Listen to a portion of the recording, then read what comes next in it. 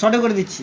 1/5 অংশ কাদায়, তাহলে মনে করি বাঁশের দৈর্ঘ্য এক্স, এক্স এর 1/5 ইকুয়াল টু x/5, আবার কি এক্স এর 3/5 অংশ জলের, তাহলে 3/5 সমান 3x/5, জলের উপরে কত আছে 5, অতএব শর্ত অনুসারে কী আসছে x/5 প্লাস 3x/5 প্লাস 5 সমান পুরো বাঁশের দৈর্ঘ্য এক্স, যেটা ধরেছিলাম।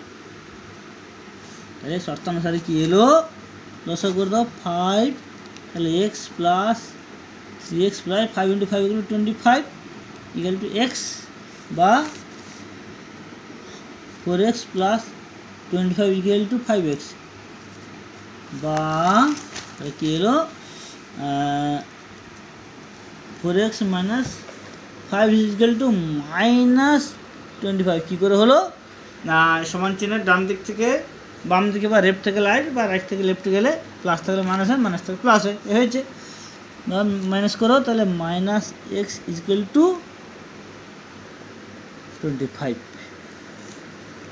মানে মাইনাস, তাহলে এক্স সমান 25। তাহলে বাঁশের দৈর্ঘ্য কত, বাঁশের দৈর্ঘ্য 25 মিটার, ঠিক আছে।